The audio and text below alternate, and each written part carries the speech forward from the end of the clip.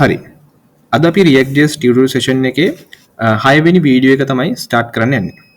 අද අපි කතා කරන්න යන්නේ reactjs වල භාවිතා වන useState කියන්නේ මොකක්ද කියලා. සරලවම කිව්වොත් React වල variable එකක් define කරන විදියක් නැතහොත් variable එකක value එකක් store කරන විදිය අපි ඒකට කියනවා dynamic value එකක් කියලා කියනවා.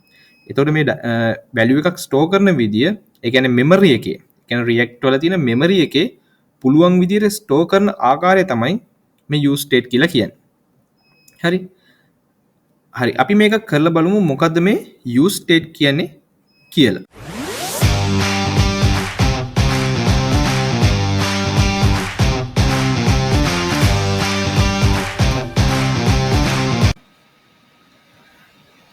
දැන් මම මෙතන React project එකක් හදලා තියෙනවා.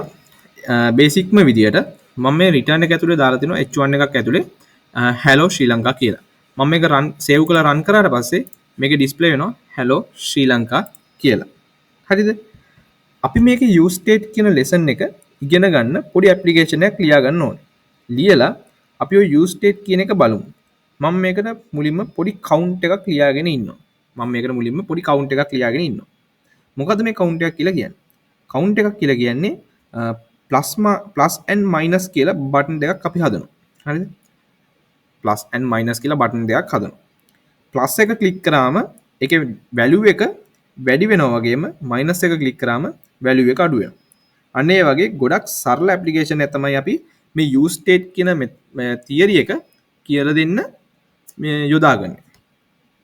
මුලින්ම ඔයා return එක ඇතුලේ මේ return එක ඇතුලේ මම මේ කලින් දීලා තියෙන මේ h1 එක අයින් කරලා මම මේක ඇතුලේ span එකක් open කරලා span කියන tab එකක් open කරලා ඒක ඇතුලේ මම දෙනවා my count කියලා. හරිද?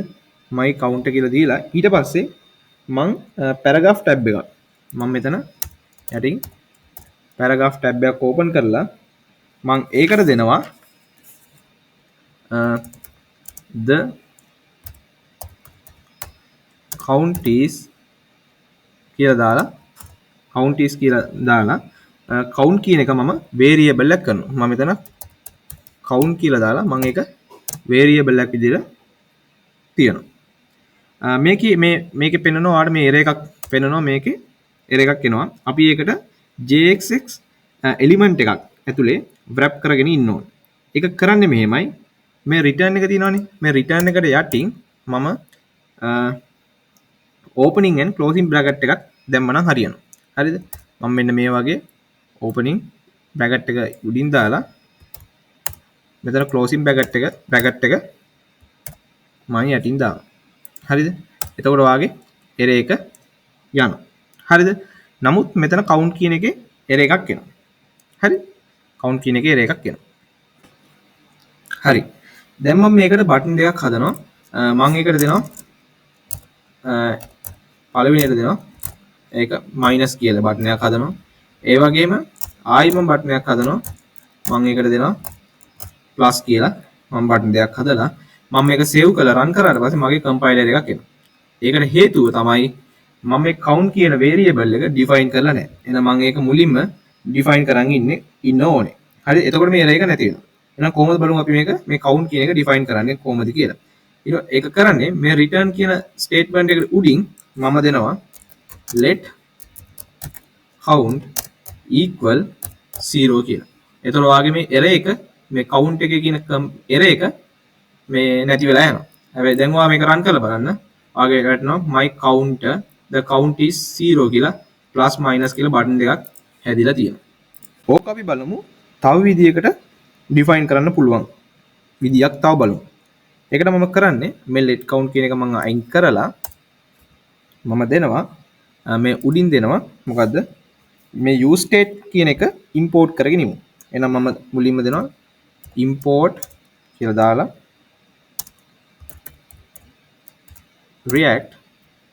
import react මේක ඇතුලේ දෙනවා bracket දෙකක් ඇතුලේ use state කියලා දීලා use state from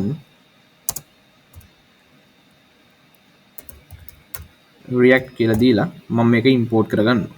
හරිද? ඊට පස්සේ import කරලා මම return එකට උඩින් දෙනවා const එතන count, set count කියලා දීලා equal use state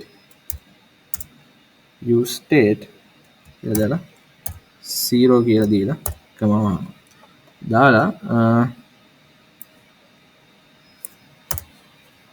දැන් බලමු run save කරලා run කරාට පස්සේ එතකොටත් අර විදියම තමයි මේ ක්‍රම දෙවිදියටම ඔයාලට මේක define කර මේ count කියන එක define කරන්න පුළුවන්. මේ තමයි එක විදියක්. අර මම කලින් කරේ තව විදියක්. ඔයාලට කැමති එකකින් විදියකින් ඔයාලා try කරන්න පුළුවන්. හරි. මේකේ තියෙන මේ දැන් අපි මේ හදපු මේ application එකේ මේ plus එකයි minus කියන බටන් දෙක ක්ලික් කරාම මුකුත් වෙන්නේ නැහනේ. ඒ කියන්නේ මේ count එක වැඩි වෙන්නේවත් අඩු වෙන්නේවත් නැහැ මේ plus minus බටන් දෙක ක්ලික් කරාට. ඒකට හේතුව තමයි අපි මේකට ඒ කියන්නේ ඒකට හේතුව තමයි අපි මේකට method use කරපු නැති නිසා. හරිද? එහෙනම් අපි මුලින්ම කරන්න ඕනේ method use කරන්න ඕනේ. ඒකට කලින් app.css එකට ගිහිල්ලා මේක මේ app.css එකේ තියෙනවා කලින් මේ අලුතෙන් project එක run කරනකොට open කරනකොට ඒකට අදාළ css part එකක් තියෙනවා. අපි ඒ ටික අයින් කරලා අලුතෙන් css part මේ app එකට අදාළ css part එකක් හදාගන්න ඕනේ. ඊට කලින් මේ app.js එකේ තියෙන මේ කොටස් වලට class name එකක් දෙන්න ඕනේ. හරිද? අපි මේකට දෙමු span කියන එකට දෙමු class name එක දෙමු topic කියලා. ඒ වගේම paragraph කියන එකට class name එක අපි දෙමු sub topic කියලා. ඒ වගේම button පළවෙනි button මේකට දෙමු අපි button වලට දෙමු class name එක button කියලාම මේකටත් අපි දෙමු class name එක button කියලා දීලා එතන අපි class name ටිකක් හදාගත්තා. හරිද? දැන් අපි app.css එකට ගිහිල්ලා ඒක අර අපි හදපු class name වලට මේ හදපු කොටස් වලට අදාළ css part එක ලියන්න ඕනේ. හරිද? එහෙනම් අපි ලියමු topic කියන අපි එකට හැදුවා. ඒකට අපි දෙනවා font size එක දෙමු 35 px වගේ දෙමු 35 px. ඊට පස්සේ අපි දෙනවා sub topic කියන එකට අදාළව ඒකෙත් font size එක අපි දෙනවා 30ක් වගේ දෙමු 30 px. ඊට පස්සේ අපි දෙනවා හදපු බටන් වලට අපි css part එක ලියමු. ඒක දෙනවා display inline block. ඊට පස්සේ padding එක අපි දෙනවා 15 px 25 වගේ දෙමු px කියලා දීලා ඊට පස්සේ font size එක අපි දෙමු 25 px කියලා. ඊට පස්සේ cursor එක දෙමු pointer කියලා. cursor එක pointer. ඊට පස්සේ text align center. text decoration එක අපි දෙමු none. text decoration ඒ වගේම outline එක දෙමු none කියලා. outline එකත් none. ඒ වගේම color එක අපි දෙමු white එකේ දීලා බලමු. background color එක අපි දෙමු violet කියලා මොකද. ඊට පස්සේ background color ඊට පස්සේ තාමු border එකක් දාමු. border එක border sorry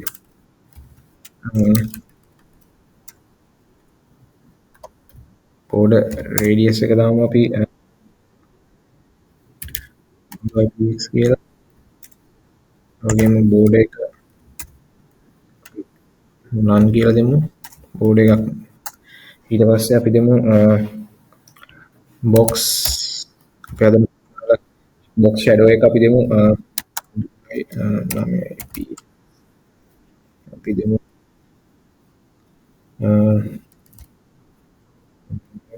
ඊට පස්සේ ඒක හරි ඊට පස්සේ අපි දෙමු ඊළඟට ලියමු dot button over ඒක අපි දෙමු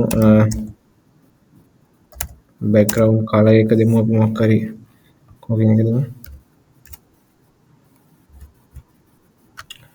ඊට පස්සේ dot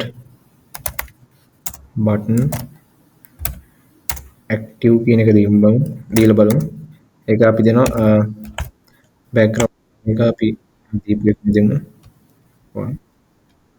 ඊට පස්සේ box අපි දෙමු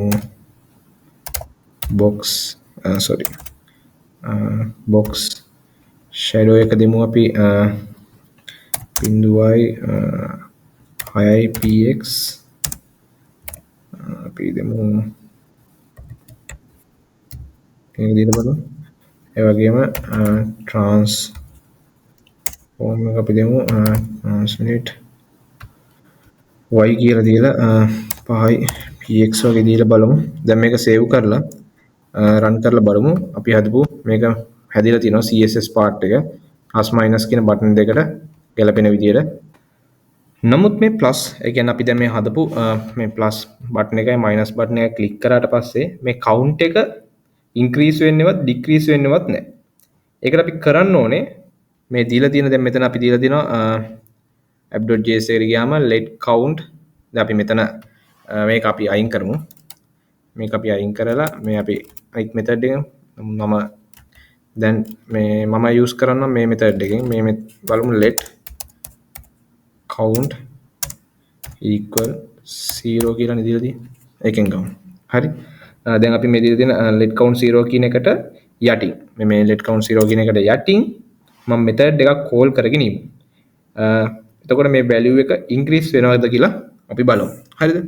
එහෙනම් අපි ඒක දානවා const increment equal bracket දෙකක් දානවා ඊට පස්සේ it equal දාලා open කරගන්නවා අපි ඒක දෙනවා count plus equal 1 කියලා දෙනවා හරිද ඊට පස්සේ මේ increment කරනකොට count එක එකකින් වැඩි විය යුතුයි මේ අපි increment කියලා මේක increment කියලා දෙනකොට count එක එකකින් වැඩි විය යුතුයි හරිද ඊට පස්සේ තව ෆන්ක්ෂන් එකක් ලියා ගන්න ඕන decrement කියලා එකක්. හරිද? ඒකට අපි දෙනවා const decrement කියලා දාලා equal bracket දාලා it equal අර විදියටමයි මේක තමයි අපි දානවා count minus equal 1 කියලා දෙනවා. හරිද? එතකොට value එකක් එකකින් අඩු විය යුතුයි කියලා තමයි කියන්නේ. හරි?